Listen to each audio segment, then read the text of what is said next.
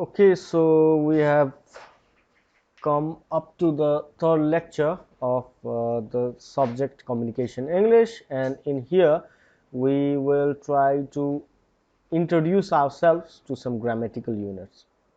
Okay, so before actually going towards the topic, I want us to read through the screen. What can we see in the screen?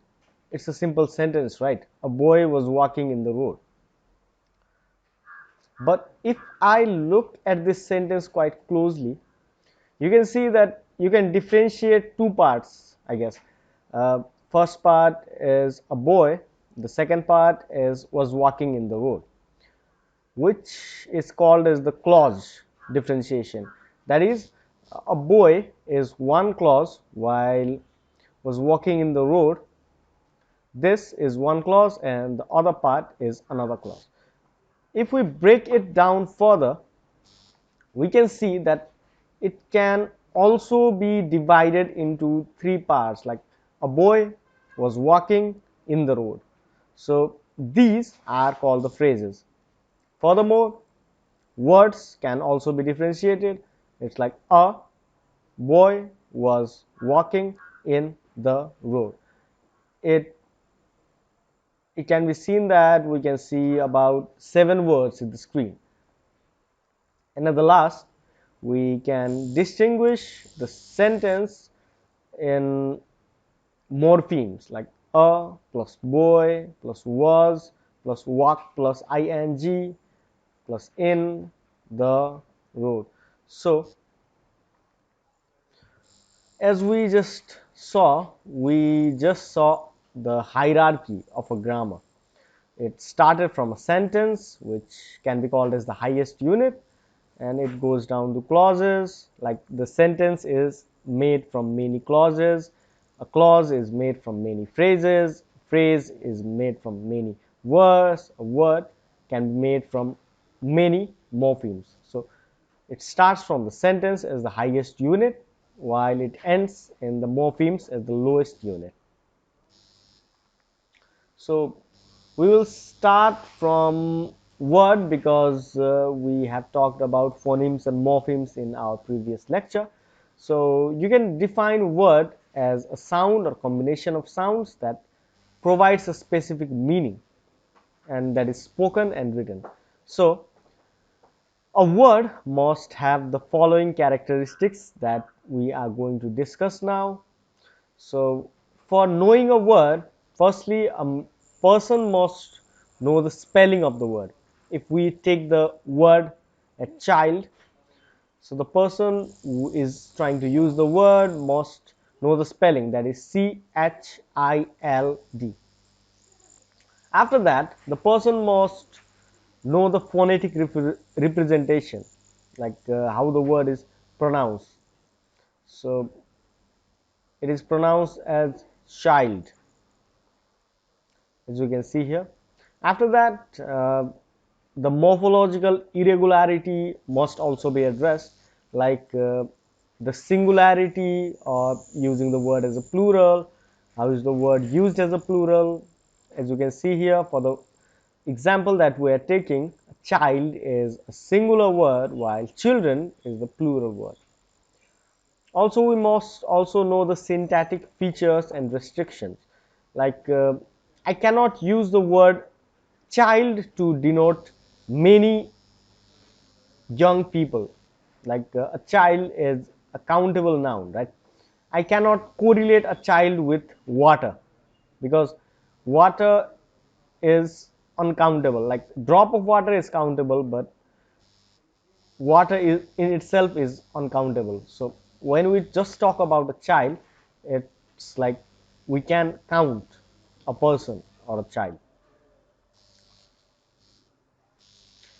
After that, we must also know some of the common derivations and collocations associated with it. By derivations, I mean the word child can be derived to words like childlike, childish, and childhood. For example, using it in a sentence, we can say this person is childlike, or this person behaves childish, or in my childhood I used to fly a paper plane or something like that. While collocations refer to certain combination of words which can be associated with the word child. So if you say that this work is a child's play for me, then you are trying to say that you find the work quite easy. So some other words are child labor, child psychology. So these are the words like the word play, labor, and psychology. They do have a different meaning, but when they come in association to the word child, then they refer to a specific meaning, which is called as the collocation. So we must have general knowledge about the derivations of the words, like for example these words, and the collocations of the words, for example these words. And last but not the least, we also must identify the semantic features and restrictions of the word child. For example, as we hear the word child, we know that a child is a human, right? We don't associate the word child with some kind of plant or animal. We just know that a child is referring to as human. It's providing a concept of human. And a child is also gender neutral. You don't know if it's a male or a female when you just say child, right? But when you say boy or a girl, then you might be referring to some kind of gender. Or also, we know that a child is quite similar to a young human, a form of young human, like infant, baby, or kid, something like that. And it also is different from old humans, like adult, adolescent, or an elderly person. So we must know these kind of things when we are dealing with a word. Last but not the least, we have the pragmatic features and restrictions, like a child can be correlated to a kid as an informal form. You can simply call a child as a kid, right? But it also generally depends upon some native speakers, like for example, a good example is given here. We don't generally say that my kid is in the house. It is quite unacceptable. But you can say that my child is in the house. You cannot substitute the word in that case. But when you are saying that my children are in the house, it can be replaced with the word kids. So you have to notice the certain difference that there is. While some other speakers generally love to use the words like boy or girl instead of children or instead of word kids. That generally depends upon the different parts of the world that the English is spoken. So moving more into the words, we can identify different kind of words. First kind is a noun. A noun is mainly used for labeling things, like a head word, which is used in a noun phrase.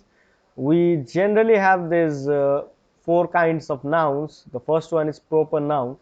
The proper noun is given to a specific thing, like when you say Mount Everest, you have to know that there is no other thing called Mount Everest, like when it comes to a certain mountain. Or Nepal, like there are many countries, but while you say Nepal, you know that we are talking about this specific country. Or Hari, when you talk about a specific person, you use the proper noun Hari, or you can give many other examples like this. After that, we move to common noun. For example, man, woman, river. These can be commonly used in a sentence or in your speech to give the notation for a person based on their genders or type of water flowing or not flowing.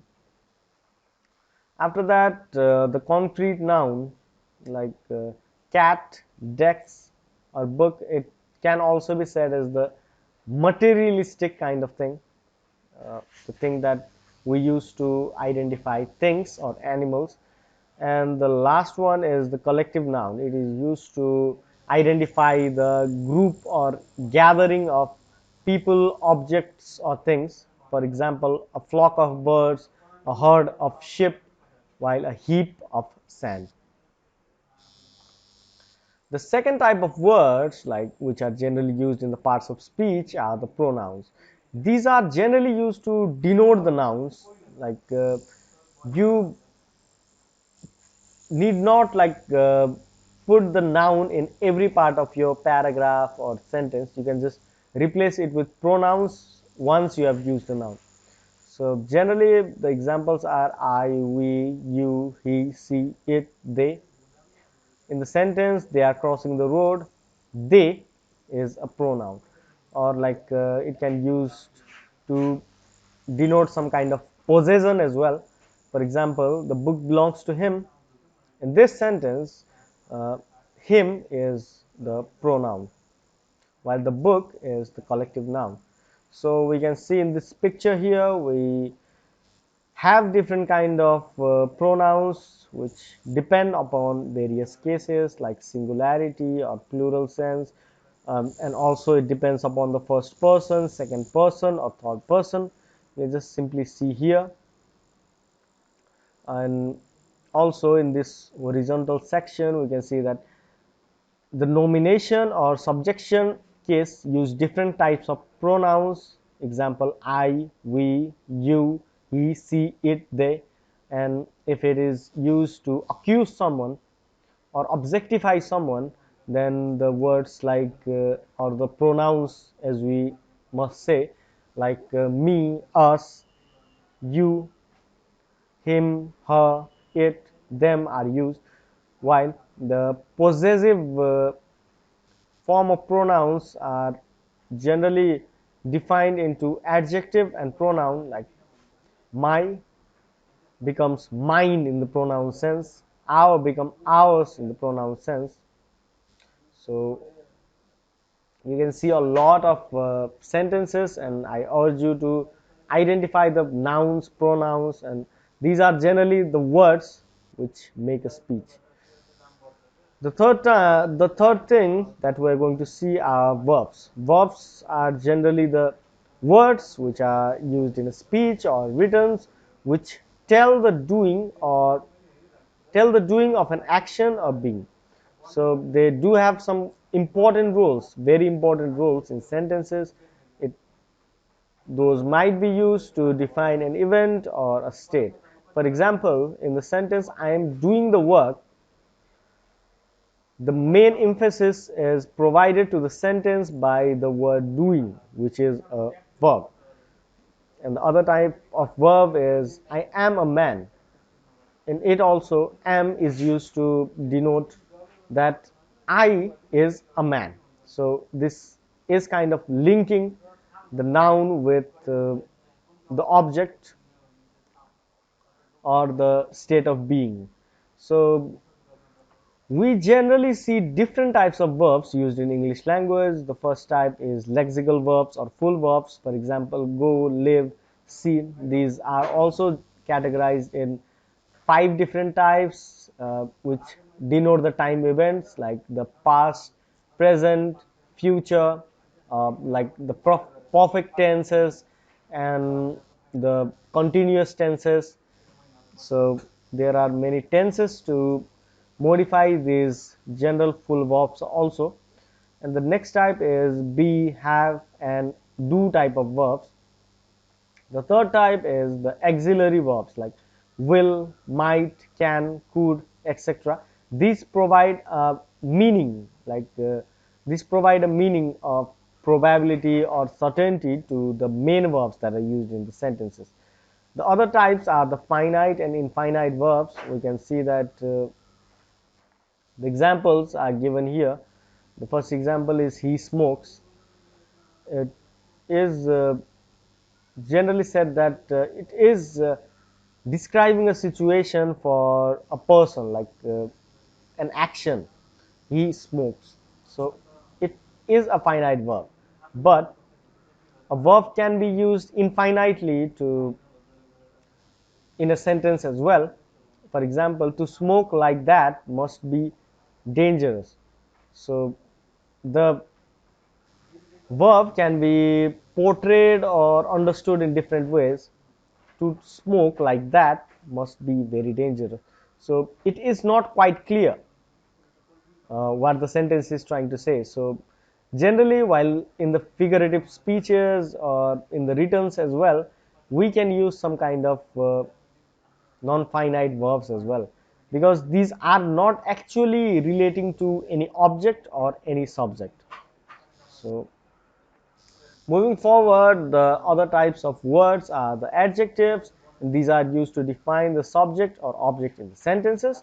These are usually associated with a noun, and these are mainly used to show the quality, quantity, number for places, peoples, or things. For example, the room is dark. So there is a space called the room, which is the noun for this sentence.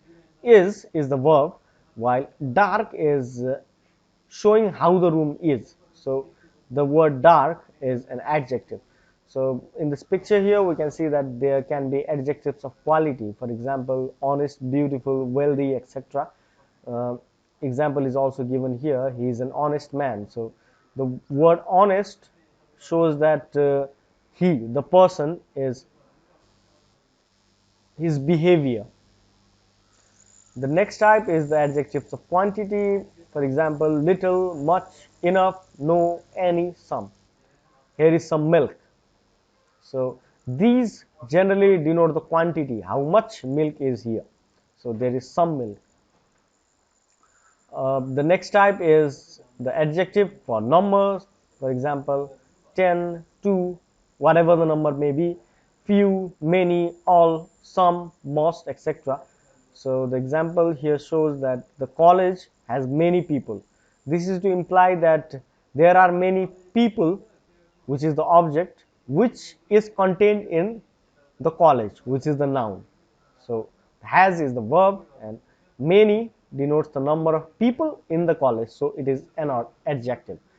The next type is demonstrative adjectives. For example, this, that, these, those, etc. This book is interesting.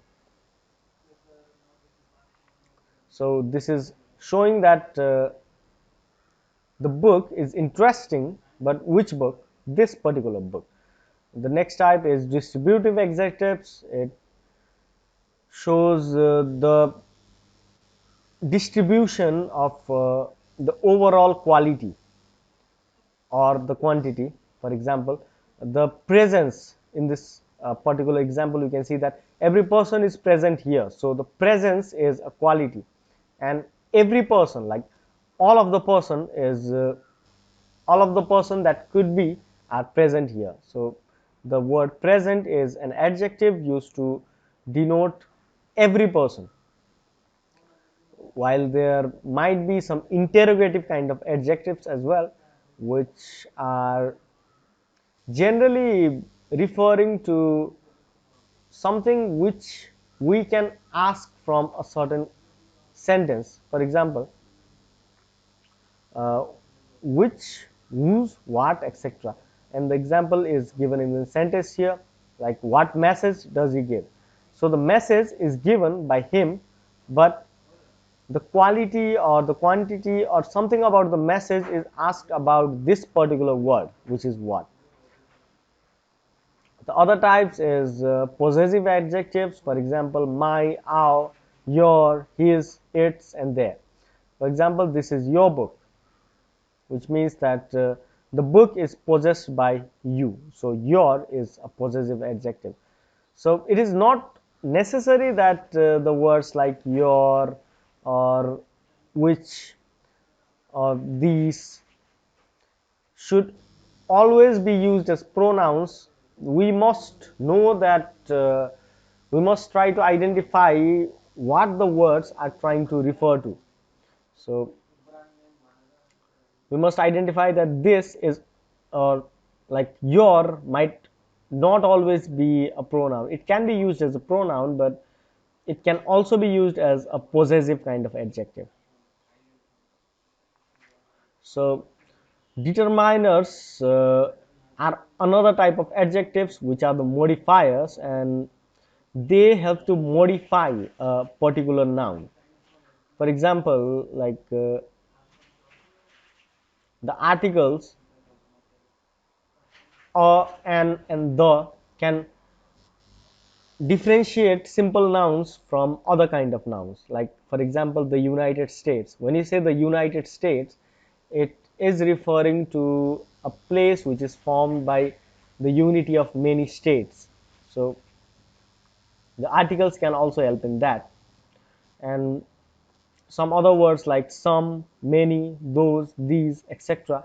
are called the modifiers, which totally change the meaning of a sentence. Like for example, as we saw earlier, if you just say here is milk, then you are just showing a person that you have milk to offer to them. But if you say that here is some milk, then it provides some kind of information. It modifies the whole sentences, modifies the narrative of the sentences.